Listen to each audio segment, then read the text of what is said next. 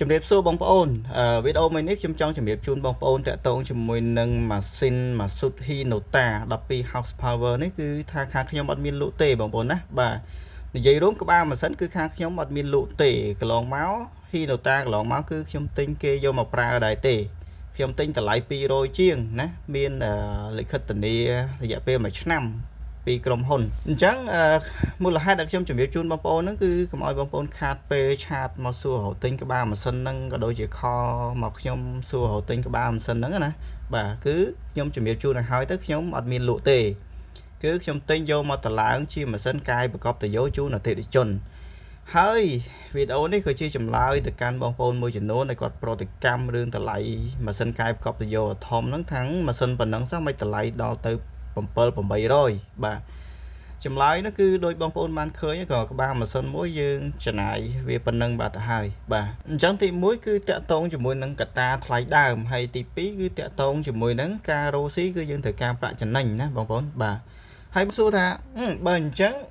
ហេតុអីក៏មិនទិញក្បាលម៉ាស៊ីនតម្លៃ50-60ដុល្លារ70ដុល្លារយកទៅតម្លើងទៅមានឃើញកន្លែងលក់មកកកហ្នឹងក្បាលម៉ាស៊ីនមួយ60ដុល្លារក៏មាន65មាន70ដុល្លារមាន80ដុល្លារមិនទិញអានឹងយកមកប្រើទៅយកមកតម្លើងទៅចម្លើយគឺអត់ទេបងប្អូនណាព្រោះខ្ញុំប្រើរបស់គឺខ្ញុំរើស brand ខ្ញុំរើសយីហោខ្ញុំរើសប្រភពច្បាស់លាស់ដែលគួរទុកចិត្តបានមកខ្ញុំជាវយកមកប្រើបាទអញ្ចឹងណាអញ្ចឹងនៅពេលដែលខ្ញុំរៀបចំជូនអតិថិជនក៏ខ្ញុំរៀបចំទៅតាមនឹងដែរយើងយកចិត្តយើងដាក់ចិត្តគេបាទបើយើងស្រឡាញ់របស់ល្អចេះស្រឡាញ់របស់ដែលមានគុណភាពហើយដល់ពេលយើងយកទៅលក់ឲ្យគេយើងយករបស់អន់យកទៅលក់ឲ្យគេសម្រាប់ខ្ញុំធ្វើអត់បានទេបាទហើយបើកបងកញ្ចក់តិចបងប្អូនបាទខ្ញុំចង់និយាយតាក់ទងជាមួយនឹងតម្លៃរបស់ណាបងប្អូនរបស់អីក៏ដោយតម្លៃរបស់វាអាស្រ័យលើតម្រូវការរបស់យើងទេបើយើងយកទៅប្រើលើអីគេខ្ញុំឧទាហរណ៍ថារឿងទូរស័ព្ទចុះណាទូរស័ព្ទមានទូរស័ព្ទខ្លះថ្មីប្រអប់យើងទិញតែ200ដុល្លារបានតែទូរស័ព្ទខ្លះទៀតថ្មីប្រអប់តតែ1000ជាងបានទិញបាន1500 1600ហើយសួរថាមួយណាថោកមួយណាថ្លៃទូរស័ព្ទពីរហ្នឹងចម្លើយគឺថោកថ្លៃអាស្រ័យលើយើងយកទៅប្រើលើអីគេទេបើសិនជាទូរស័ព្ទហ្នឹងយើងយកទៅយើងទិញ1000ដុល្លារ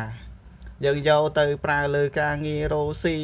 លក់អនឡាញលក់អីទៅចំណេញបាន3-4000 5000 10000អញ្ចឹងទូរស័ព្ទមួយ1000 1500អត់មានអីថ្លៃទេបាទតែបើសិនជាយើងយកទៅប្រើអត់ប្រយោជន៍យកទៅប្រើអត់បានការអញ្ចឹងទូរស័ព្ទហ្នឹងមួយទៅ200ដុល្លារក៏យើងមានអារម្មណ៍ថាថ្លៃដែរបាទអញ្ចឹងរបស់គឺយើងថ្លឹងថ្លែងទៅលើតម្រូវការរបស់យើងណាបងប្អូនតើយើងយកទៅវាធ្វើឲ្យយើងចំណេញអត់បើសិនជាយើងចំណេញយើងអត់ថាវាថ្លៃទេតែបើយើងអត់មានតម្រូវការផងជាក់ស្ដែងដោយថាម៉ាស៊ីនកែប្រកបទៅយកចុះបើបងប្អូនអត់មានតម្រូវការប្រកបរាប់សិបហត្តាដូចគេបងប្អូនថាថ្លៃហ្នឹងហើយតម្លៃ7-800ថ្លៃតែបើអ្នកខ្លះបងប្អូនខ្លះគាត់ចការបស់គាត់20-30ហាត់40ហាត់មួយឆ្នាំគាត់រលុយពីចការបស់គាត់បានរាប់សិបម៉ឺនអញ្ចឹងគាត់តែម៉ាស៊ីនប៉ុណ្ណឹងមានអីថ្លៃអាហ្នឹងគេគិតអញ្ចឹងហ៎បងប្អូនហើយបើសិនជាបងប្អូនថាចង់បានតែថោកយើងមានអាតម្លៃធូរដែរតែតាមសមត្ថភាពរបស់វាមានតម្លៃ80វាមានតម្លៃ100ជាងវាមានតម្លៃ200វាមានតម្លៃ700-800បាទអញ្ចឹងវាទៅតាមតម្រូវការរបស់យើងបើយើងតម្រូវការតិចតួចដីរបស់យើងមួយហាត់ពីរហាត់យើងទិញអាតម្លៃ200ទៅហើយបើបងប្អូនខ្លះចការបស់គាត់20-30ហាត់40ហាត់គាត់ខ្លាចអីនឹងទិញតម្លៃដែលខ្ពស់ជាងហ្នឹងព្រោះគាត់យកលុយពីចការបស់គាត់មួយឆ្នាំរាប់សិបម៉ឺនដុល្លារបាទអញ្ចឹងរបស់ប៉ុណ្ណឹងវាអត់មានអីថ្លៃទេតែបើយើងចកាយើងមួយឆ្នាំយើងរកបានតែ2000-3000អញ្ចឹងរបស់7-800ទិញយកមកប្រើរឿងអីវាមិនថ្លៃយើងក៏មានអារម្មណ៍ថាថ្លៃទៅតាមហ្នឹងបាទអញ្ចឹងតម្លៃរបស់គឺវាអញ្ចឹងណាបងប្អូនយើងធ្វើរបស់គឺយើងធ្វើទៅតាមតម្រូវការរបស់អតិថិជនព្រោះអតិថិជនគឺតម្រូវការរបស់ពួកគាត់គឺអត់ដូចគ្នាទេបងប្អូនខ្លះដីរបស់គាត់មួយហាត់ពីរហាត់គាត់ប្រើអា80ដុល្លារក៏បានណា100ជាងឬ200ក៏បានហើយបងប្អូនខ្លះថាតលតែអាធំជាងហ្នឹងណាតលតែចំណាប់ជាងហ្នឹងដែលមានតម្លៃ7-800ក៏បានដែរអត់បញ្ហា1000-2000ក៏បានដែរគាត់អត់បញ្ហាទេបាទ5000ក៏បានដែរ ព្រោះគាត់យកទៅគឺគាត់ដឹងតែចំណេញពីផលិតផលពី